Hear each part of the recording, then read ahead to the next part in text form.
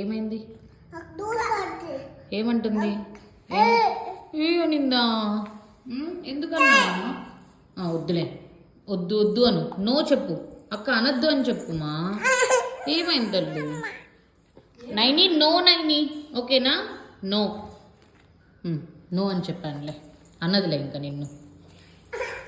ఇంకేం కావాలి నీకు? ఆడుకో, అక్కతో ఆడుకోమ్మా.